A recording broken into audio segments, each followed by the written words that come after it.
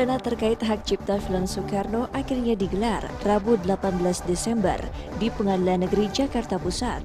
Pihak Rahmawati yang diwakili kuasa hukum dan juru bicaranya menganggap jika pihak Hanung Bramantyo tidak serius lantaran absen dari persidangan film garapan Hanung tersebut. Hal ini lantaran Hanung hanya diwakili kuasa hukumnya saja, namun tanpa disertai surat kuasa di dalamnya. Kuasa hukum Rahmawati juga mempertanyakan mengapa film Soekarno masih saja bisa ditayangkan di berbagai bioskop meskipun dalam Pengadilan Niaga Jakarta Pusat sudah ditetapkan jika film tersebut harus dihentikan dari penayangannya.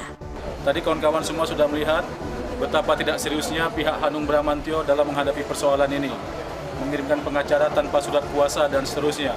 Ini tentu sangat kita sesalkan walaupun memang tadi kita lihat sama-sama hakim masih memberikan toleransi. Nah, ada lagi hal yang juga penting kami sampaikan di luar dari materi yang dibicarakan di dalam tadi. Kami mempertanyakan mengapa sampai sekarang film Soekarno yang sudah dimintakan oleh Pengadilan Niaga untuk dihentikan peredarannya itu masih beredar juga. Kami kira ada upaya untuk tidak menghormati atau mengangkangi hukum yang dilakukan oleh pihak Rampun Jabi juga Hanung Bramantyo. Kami minta pihak aparat penegak hukum untuk membantu penegakan dan pelaksanaan dari surat penetapan Pengadilan Niaga ini. Oke, jadi perlu saya ingatkan lagi, penetapan yang kemarin itu bersifat sementara ya. Jadi penetapan sementara, belum final, masih harus diproses. Kebetulan penetapan sementara pun tidak menyetop film ini karena 2 adegan yang dilarang juga tidak ada di film ini, biar clear. Ini perkara bergulir sampai dengan putusan.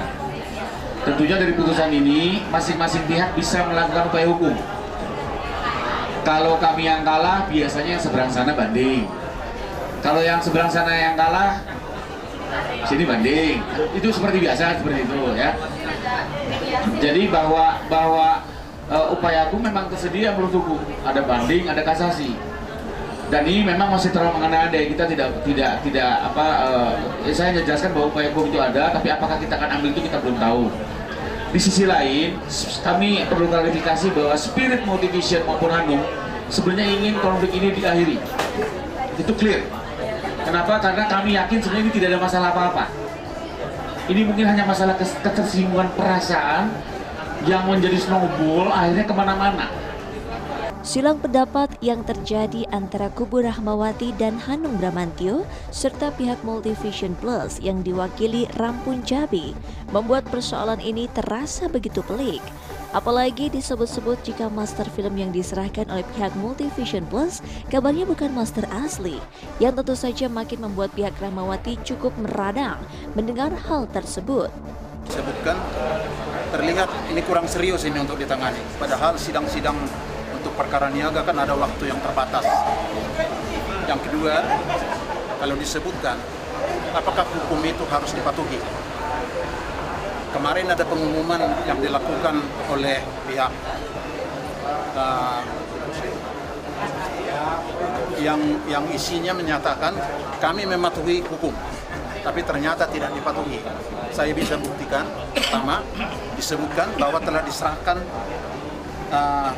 asli, master asli ya, master sudah diserahkan. Ternyata yang diserahkan bukan master. Ini perlu diketahui agar terlihat di sini ada kebohongan.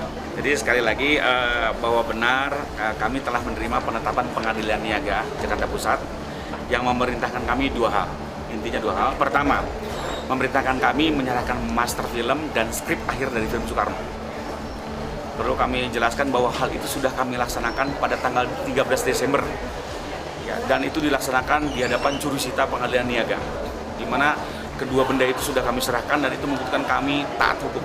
Kami melaksanakan penetapan tersebut.